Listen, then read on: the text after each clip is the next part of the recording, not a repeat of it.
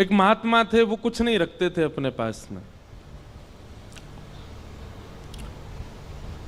कभी किसी से कुछ लेते भी नहीं थे। हाँ, कोई भगवत वस्तु दे दे तो उसको संभाल लेते थे। किसी भक्त ने उनको गीता जी दे दी, महात्मा जी बड़े प्रसन्न हुए, गीता जी को उन्होंने स्वीकार कर लिया, रोज पढ़ते थे। कुछ दिनों में संपूर्ण गीता जी का पाठ पूरा हो गया। तभी एक व्यक्ति, उसके अंदर वैराग्य जाग गया था, वो महात्मा जी के पास आया, बोले मुझे अपनी सेवा में रख लीजिए। तो महात्मा जी ने उसको अपनी कुटिया में रख लिया। निष्किंचन महात्मा। एक दिन उनके मन में भाव आया कि हम कुछ तीर्थ यात्रा करने के लिए जा रहे हैं। तो महात्मा तीर्थ यात्रा के लिए जैसे ही निकले तो चेला राम से कह के गए, बोले देखो हमारी कुटिया में है तो कुछ भी नहीं, खाली है पूरी, एक गीता जी हैं बस, यही हमारी संपत्ति है, इनको संभाल के रखना। उसने कहा ठीक है। अब वो गीता जी को संभाल करके रखता था। एक दिन एक चूहा घुस गया कुटिया में और वो गीता जी को कुतरने लगा। उस व्यक्ति ने देखा कि अरे ये चूहा तो हमारी गीता जी को खा जाएगा। उसने मनोविचार किया क्या करें, गांव वालों से पूछा तो गांव वालों ने कहा कि बिल्ली रख लो तो फिर चूहा नहीं आएगा। तो वो कुटिया में बिल्ली ले आए कि बिल्ली के डर से चूहा नहीं आएगा। कुछ दिन तो चूहे नहीं आए, लेकिन बिल्ली बेचारी पतली दुबली होने लग गई, उसको भोजन पानी मिलता नहीं था, सूखने लग गई। व्यक्ति को बड़ी चिंता हुई, उसने गांव वालों से कहा, बोले हमारी बिल्ली तो पतली हो गई, अब क्या करें? बोले इसको दूध पिलाना पड़ेगा तब हिष्ट पुष्ट होगी। तो क्या करें उसके लिए? बोले गैया रख लो। कुछ दिन तो किसी भगत के यहां से दूध आ जाता था, लेकिन कुछ दिन बाद एक गैया और रख ली। अब गैया का दूध उसको बिल्ली को पिलाने लगे। अब महाराज गैया पतली दुबली होने लग गई। अब बोले अब क्या करें? बोले इसके लिए तो भैया फिर एक जो है इसको चारा खिलाना पड़ेगा, इसको भूसा खिलाना पड़ेगा, इसकी सानी करनी पड़ेगी, तब जाकर के सब चलेगा। मन में विचार करने लगे बड़ा दिक्कत वाला काम है, अब उसके लिए क्या करें? तो बोले एक काम करो, एक दासी रख लो, वही घर को संभाल लिया करेगी, वही गैया की सेवा कर दिया करेगी, दूध निकाल के आपको भी पिला देगी, बिल्ली को भी पिला देगी। वो ठीक है, दासी रख ली। दासी से प्रेम हो गया तो उससे ब्याह हो गया। ब्याह होने के बाद में 3-4 बालक हो गए। कुछ महीनों बाद, साल बाद महात्मा लौट करके आए। महात्मा जी ने अपनी कुटिया में जीवन में कुछ नहीं रखा, केवल गीता जी रखी थी। आज जब लौट करके आए तो क्या देखा? बच्चे खेल रहे हैं, गैया बंधी हुई है, बिल्ली और बिल्ली के बालक भी डोल रहे हैं वहां पे। और वो जो सेवक था वो अब मोटा ताजा हो गया है और वहां बैठा रोटी पा रहा है, पत्नी भोजन बना रही है। बोले चेला राम, अरे गुरुजी गुरुजी गुरुजी आओ आओ, प्रणाम श्री चरणों में। ये सब क्या किया बेटा तुमने? मैं कुटिया दे के गया था तुमको, एक गीता जी दे के गया था, ये सब तुमने क्या इतना विस्तार कैसे कर दिया? बोले गुरुजी सब गीता जी ने ही करवाया, गीता जी की कृपा से ही सब वैभव बना है मेरा। क्यों, तुमने पाठ किया था क्या? 18 अध्यायों का पाठ किया था? अरे पाठ नहीं किया मैंने, 18 अध्याय देख लिए। बोले कैसे देखे? बोले पहला अध्याय तो बिल्ली है, दूसरा अध्याय गैया है, तीसरा अध्याय पत्नी है, चौथे पांचवें छठवें रोल लाइन नीचे सारे अध्याय हैं। गुरुजी समझ गए। बोले गीता जी केवल रखी थी, पढ़ी नहीं थी, पढ़ी होती तो इतना विस्तार नहीं होता। हम लोगों को लगता है कि केवल रामायण जी को पूज लो, भागवत जी को पूज लो, गीता जी को पूज लो, इन्हीं से ही काम हो जाएगा। नहीं, आप उसका स्वाध्याय नहीं करेंगे, उस पर मनन चिंतन नहीं करेंगे, जो आपके मन में विकार हैं, जो मन में आसक्तियां हैं, वो कैसे समाप्त होगी? पैरासीटामोल घर में रखने से बुखार थोड़ी उतरेगा, उसको पाना पड़ेगा। अदरक घर में रखने से गला ठीक थोड़ी हो जाएगा, उसको कूट के उसका रस लेना पड़ेगा। दूध घर में रखने मात्र से चाय थोड़ी बन जाएगी, बनानी पड़ती है। बाजार से केवल घिया, लौकी, तोरई, टमाटर लाके घर में अब तो सब्जी बन जाएगी, कैसे बने? अपने आप बनानी पड़ेगी। सामग्री घर में लाने से कल्याण नहीं होगा, सामग्री का उपयोग करना आना चाहिए। ये भ्रांति फैला दी है हमारे भारत में। मैं अधिकतर जाता हूं इंटरव्यूज में, मुझसे यही पूछा जाता है कि महाभारत जी रखने से लड़ाई होती है घर में। अरे किसने कह दी ये बात? और एक बात सुनिए, आप महाभारत घर में नहीं रखते तो कम लड़ाइयां हो रही हैं आपकी। महाभारत ने तो युद्ध को विश्राम किया है। हमारे शास्त्र कहते हैं यन्ने भारत तन्ने भारत। पूरी दुनिया में आप जो कुछ भी देखते हैं, चाहे वो स्वभाव हो, चाहे वो व्यवहार हो, चाहे वो दोष हो, चाहे वो गुण हो, ऐसा एक भी दोष, गुण, स्वभाव, व्यवहार, क्रिया नहीं है संसार में जो महाभारत में नहीं लिखी हो। सब लिखा है। कई ऐसे व्यवहार हैं जिनका अभी तक प्रादुर्भाव नहीं हुआ, वो हमारे बच्चे, उनके बच्चे देखेंगे। जैसे हमारे दादा परदादाओं ने आज का युग का जो व्यवहार है ये नहीं देखा था। अब कई कई नए नए व्यवहार आविष्कृत हो रहे हैं ना, जैसे जैसे कलयुग आगे बढ़ रहा है। सब लिखा है महाभारत में। और जो महाभारत में नहीं लिखा, हमारे संत जन कहते हैं वो दुनिया में आपको कहीं देखने को मिलेगा ही नहीं। सब कुछ है महाभारत में। महाभारत का छोटा सा अंश है भगवत गीता, जिसने पूरे विश्व को ज्ञान दे दिया। समझो महाभारत कैसा होगा।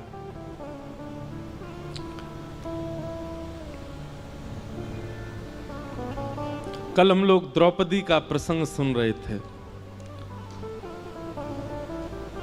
तत्पश्चात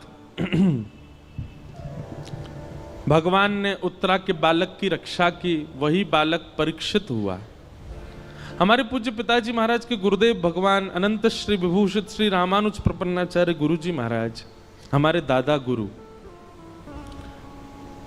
उन्होंने भागवत जी के कई विषयों पर छोटे छोटे किताबें लिखी हैं। वो कहीं प्रकाशित नहीं है, हमारे घर में ही रखी हैं बस। तो कभी कभी मैं देखने का अवसर मिलता है तो मैं उसमें भाव देखता हूं गुरु जी के। तो वहां गुरुजी एक बात को संकेतित करते हैं कि भगवान ने उत्तरा के बालक की रक्षा क्यों की। अच्छा, भगवान बाहर खड़े खड़े भी ब्रह्मास्त्र को नष्ट कर सकते थे, लेकिन ठाकुर जी गर्भ में क्यों गए? गर्भ में जाकर के उस बालक की रक्षा क्यों की? ब्रह्मास्त्र चलाया था ना उत्तरा के बालक पर, बाहर से ही देख देते ब्रह्मास्त्र नष्ट हो जाता। ठाकुर जी भीतर क्यों गए? और वो भी उस गर्भ में गए जिस गर्भ में न जाना पड़े। इसके लिए सारे वेद, वेदांत और उपनिषद कहते हैं, सारे पुराण यही तो कहते हैं, ऐसे कर्म करो कभी गर्भ में ना आना। भगवान खुद चटपट घुस गए भीतर रक्षा के लिए। तब हमारे गुरुदेव भगवान कहते हैं, बोले सामान्य बालक होता तो ठाकुर जी बाहर से ही ब्रह्मास्त्र नष्ट कर देते, लेकिन ठाकुर जी ने जब उस परीक्षित के पूरे भविष्य का चिंतन किया तो मन में विचार आया, ओहो ये तो भविष्य में चल करके हमारी कथा का श्रोता बनेगा, क्यों ना ऐसे बालक को गर्भ में दर्शन दिया जाए। इसलिए ठाकुर जी गर्भ में गए। आप लोगों को बहुत आसान लगता है कथा में आना, आप लोगों को बहुत आसान लगता है कि गाड़ी में बैठ के आए, पहुंच गए कथा में, कथा सुन ली। हमको बहुत आसान लगता है कथा करना, वैसे है नहीं, हमको तो नहीं लगता आसान। कोई हमसे पूछे कितनी कठिनाइयां होती हैं कथा सुनाने में। कई बार आपने देखा होगा कि हम आंख बंद करके कथा कह देते हैं 1 आध घंटा तक। क्यों? उस समय किसी श्रोता का कुभाव दिख जाता है। कुभाव मतलब या तो उबासी लेता हुआ दिख गया कोई, या फिर कोई फोन चलाता दिख गया है। तो ऐसी स्थिति में जब श्रोता दिख जाते हैं तो फिर कथा भूल जाता हूं मैं, इसलिए फिर मैं आंख बंद करके कथा कहता हूं। हम मना क्यों करते हैं कि जब हम मंच पे आए तो हमको स्पर्श मत करो, उसके पीछे कोई और बात नहीं। ऐसा नहीं कि मेरे अंदर बहुत पुण्य है इसलिए मना कर रहा हूं।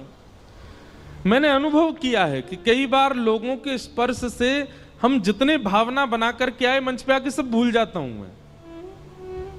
आप तो सद्भाव से स्पर्श कर रहे हो, पर किसी का कोई भाव ही नहीं है, वो देखा देखी स्पर्श कर रहा है। इसीलिए दूर से प्रणाम करो, आपको ही फायदा मिलेगा, हम कथा अच्छे से सुना पाएंगे। पर जब बहुत ज्यादा लोग स्पर्श कर देते हैं तो मैंने देखा है कि मेरे भाव जितने होते हैं शून्य हो जाते हैं।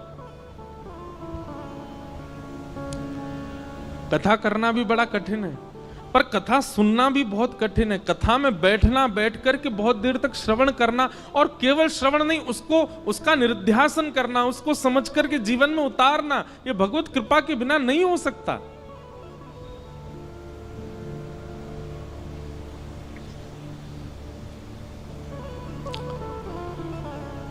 कथा का श्रोता होना सामान्य बात नहीं है। निश्चित ही ये बात आप लिख लीजिएगा, प्रमाणित है।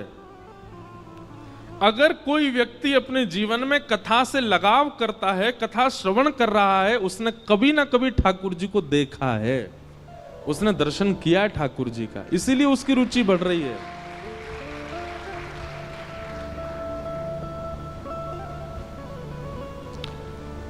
क्यों इतना आनंद आता है सुनने में, क्यों इतना सुख मिलता है आपको? क्योंकि कभी ना कभी आपके जो भीतर चित्त है, आपकी जो आत्मा, उसने कभी अनुभव किया है ठाकुर जी का। इस जन्म में नहीं तो गर्भ में किया होगा, गर्भ में नहीं तो पूर्व जन्म में किया होगा, कभी तो किया है।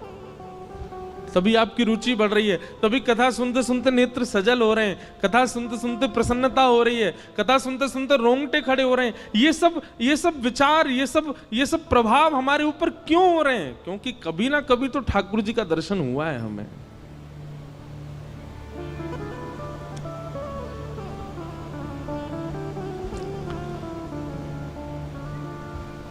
कुंती ने भगवान की स्तुति गाई, तत्पश्चात भीष्म पितामह ने भगवान की स्तुति गाई, और फिर भगवान द्वारिका प्रस्थान कर गए। उत्तरा के गर्भ के बालक ने जन्म लिया, और कुछ वर्ष बाद जब भगवान अपनी लीला पूरी करके चले गए, तब पांडवों ने उस बालक को राज्य गद्दी पर बिठा दिया, और पांडव भी स्वर्गारोहण को चले गए।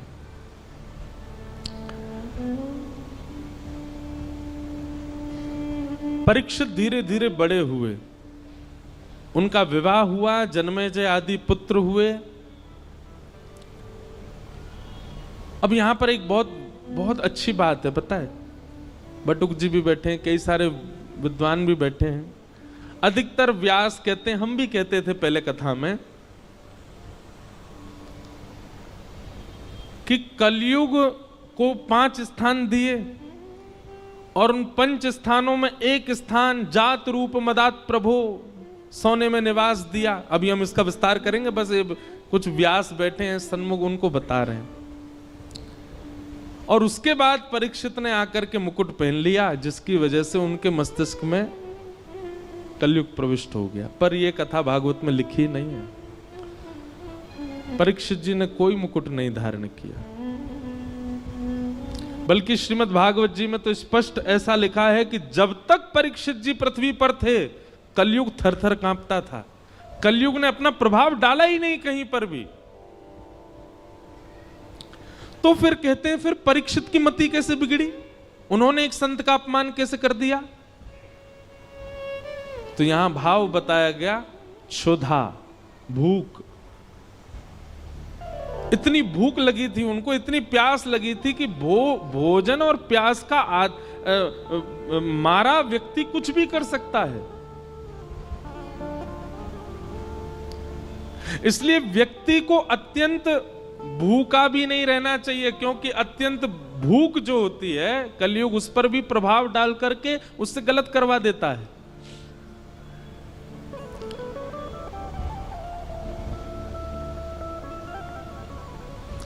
दो लोगों को भगवान नहीं मिलते, कौन दो लोग? बहुत खाने वाला और बहुत सोने वाला। पहला, जो बहुत खाता होगा और बहुत ज्यादा ही सोता होगा, समय से ज्यादा सोता है। अच्छा देखो, एक हमारे जैसे सोने वाले हैं। हमारे जैसे सोने वाले मतलब जिनकी 4-4, 5-5, 6-6 महीना की नींद बकाया है। कभी कभी नींद आती है तो खूब देर तक सो लेते हैं, पर कभी कभी सो पाते हैं हम। लेकिन एक व्यक्ति करता धरता कुछ नहीं है, पूरे दिन पड़ा रहता है बस, फिर भी उसको इतनी नींद आती है कि रात में सोता है, सवेरे उठता है 10-11 बजे। कोई परिश्रम नहीं करता, कहीं बाहर जाने का उसका काम नहीं, घर में पड़ा रहेगा पूरे दिन, और फिर भी उसको इतनी नींद आती है कि 7-8 घंटे सोता है। ऐसे व्यक्ति को ठाकुर जी नहीं मिलते, जो पारिश्रमिक नहीं है, परिश्रमी नहीं है और फिर भी सोता है। और दूसरा, बहुत खाने वाला। इसमें भी यही बात आएगी, जो बहुत परिश्रम नहीं करता है लेकिन खाता बहुत है, बहुत खाता है, अधिक मात्रा, भूख से अधिक खाता है। ऐसे व्यक्ति को ठाकुर जी नहीं मिलेंगे। पहला व्यक्ति बहुत सोने वाला, बहुत खाने वाला। और दूसरा व्यक्ति बहुत कम सोने वाला और बहुत ही कम खाने वाला, उसको भी ठाकुर जी नहीं मिलते। क्यों? इसके प्रति ठाकुर जी विचार, पहले वाले के प्रति तो विचार करते हैं, ये मेरी थाली खा जाएगो और ये सोता ही रहेगो, मोते कब खेलेगो, मेरे संग कब रहेगो, इसलिए ठाकुर जी उसको नहीं मिलते। और दूसरे वाले के प्रति ठाकुर जी विचार करते हैं, जे खुद ना खावे मुंह का खवावेगो, ये खुद ही भूखो रहे मुंह का खवावेगो। और दूसरी बात ठाकुर जी सोचते हैं, खुद सोवे ना है मुंह भी ना सोन देगो, पूरे दिन जगो रहे तो मुंह परेशान करेगो। हमारे ब्रज के संत कहते हैं, बहुत कम खाना और बहुत कम सोना, बहुत ज्यादा खाना और बहुत ज्यादा सोना, दोनों ही भगवत मिलन में बाधा हैं। मध्यस्थ रहो, मध्यम रहो। अब आप कहोगे ये मध्यस्थ कैसे पता चले, मध्यम कैसे पता चले? निद्रा कैसी हो? इतनी निद्रा हो जाए कि पूरे दिन फिर भले ही लेटने को भी ना मिले तो भी काम चल जाए, इतनी निद्रा लेने वाला व्यक्ति, और पूरे दिन फिर परिश्रम कर सके, ठाकुर जी से मिलने के लिए परिपक्व है। और इतना भोजन करे कि उससे आलस्य ना आवे, ऐसा व्यक्ति भी ठाकुर जी से मिलने के लिए परिपक्व है। अपच ना हो, इतना भोजन करे बस, ऐसा व्यक्ति भी ठाकुर। और भैया कछु तो खुद भी अपने आप भी समझ जाया करो, जीवन में कितना सोना चाहिए, कितना खाना चाहिए, इसका थोड़ी व्यवस्था बनाओ और उस अनुसार ठाकुर जी के मिलन के लिए चलो। तो परीक्षित जी महाराज एक दिन विचरण कर रहे थे और विचरण करते हुए उनको कलयुग मिला, जो कि वृषभ यानी कि धर्म के 3 पैर काट चुका था, चौथा पैर काट रहा था। धर्म के 4 चरण हैं, सत्य, दान, दया और पवित्रता। कलयुग में केवल 1 पैर बचा है धर्म का, वो है सत्य। दान, दया और पवित्रता तो खत्म हो चुके हैं। कलयुग में दान नहीं करता व्यक्ति, दिखावा करता है। कलयुग में दया नहीं करता व्यक्ति, एहसान करता है। कलयुग में पवित्र नहीं रहता व्यक्ति, केवल पवित्रता का आडंबर करता है। थोड़ा बहुत यदि बचा है तो सत्य बचा है। सत्य भी बोलता नहीं है, सुनने के लिए सत्य चाहिए। दूसरे से भले ही झूठ बोले पर अपने लिए उसको सत्य चाहिए, इतना सत्य बचा है बस। और कलयुग उस चौथे पैर को भी काट रहा है, सत्य को। तभी परीक्षित जी महाराज पहुंच गए, कलयुग को पकड़ लिया, जान से मारने लगे, चरणों में गिर गया, महाराज मुझे स्थान दे दीजिए। तब 4 स्थान प्रदान किए, द्यूतम पानम स्त्रिय सूना, ये 4 स्थान पहले प्रदान किए।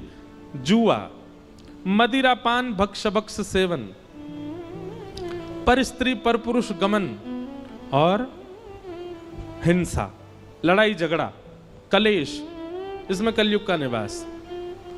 कलयुग ने पुनश्च याचना की, बोले कि महाराज मेरा परिवार बड़ा है, एक स्थान और दे दो। तो उसको जात रूप मदात प्रभो, अनीति से कमाया गया धन, 5वां स्थान प्रदान किया।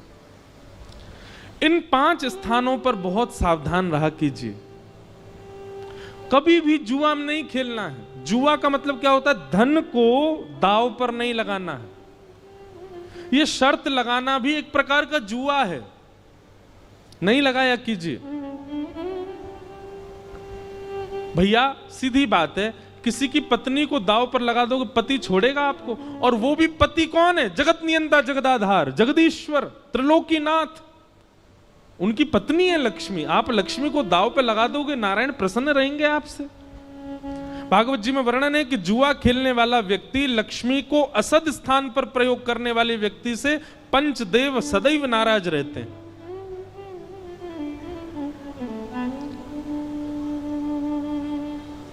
कई बार हमने देखा कि जुआ खेलने वाले व्यक्ति प्रारंभिक स्थिति में बहुत धन कमा लेते हैं, बहुत ऐश्वर्य भोग लेते हैं, सब सुख संपत्ति होती है। एक बात याद रखिएगा बंधुओं, बहुत ध्यानपूर्वक सुनो।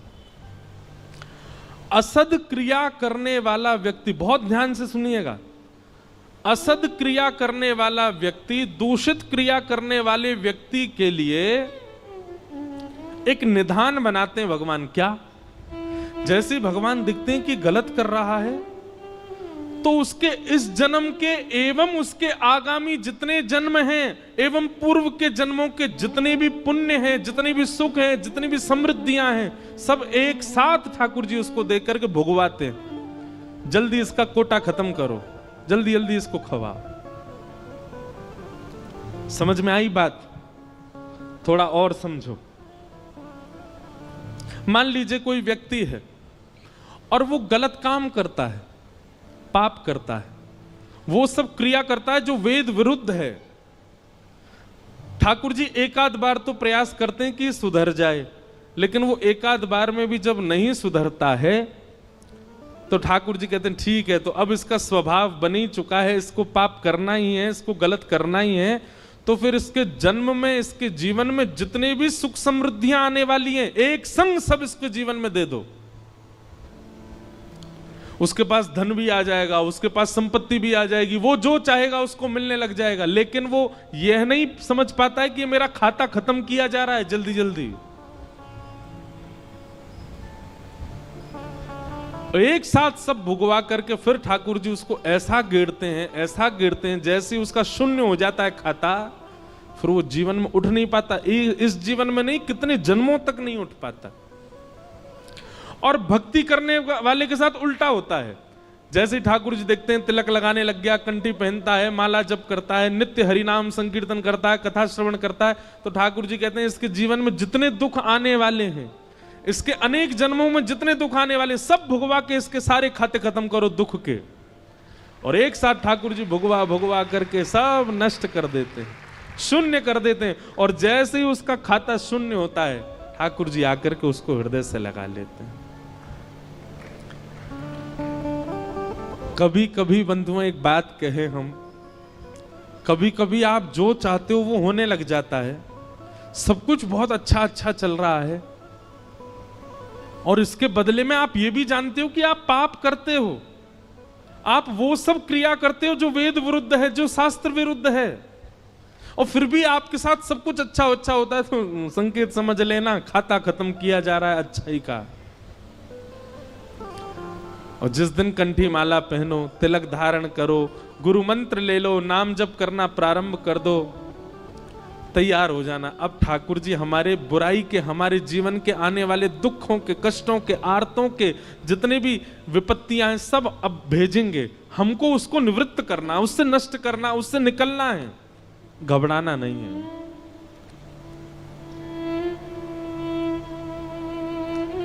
क्योंकि कई बार लोग मिलने आते हैं तो मुझसे कहते हैं कि वो देखो महाराज जी इतना पाप करता फिर भी उसके जीवन में इतनी प्रसन्नता। अरे आपको नहीं पता है, उसका खाता खत्म हो रहा है अच्छाइयों का।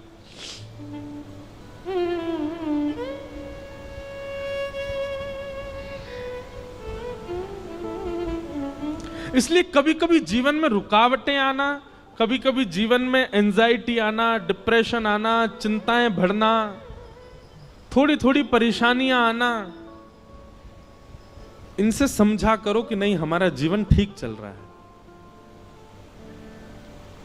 और कुछ हो ही नहीं रहा है। 5 साल हो गए, सब बढ़िया ही बढ़िया चल रहा है, कुछ कोई दिक्कत ही नहीं आती, कभी कोई रुकावट ही नहीं आ रही, कभी चिंता ही नहीं हो रही, कोई परेशानी ही नहीं आ रही। घबरा जाना, हे नाथ जरूर आप कुछ भयानक करने वाले। समुद्र में जब सुनामी आने वाली होती ना, लहरें धीमी कर देता है समुद्र, शांत हो जाता है समुद्र और धीरे धीरे पीछे जाने लग जाता है। तो किनारे वाले लोगों को लगता है अरे ये तो अंदर जा रहा है, और अंदर चलो, और अरे ये तो अंदर जा रहा है, अरे शांत हो गया, देखो लहरें ही नहीं आ रही हैं। और फिर अचानक से एक ऐसा ज्वार भाटा आता है, सब नष्ट कर जाता है। सुनामी देखिए कभी आपने?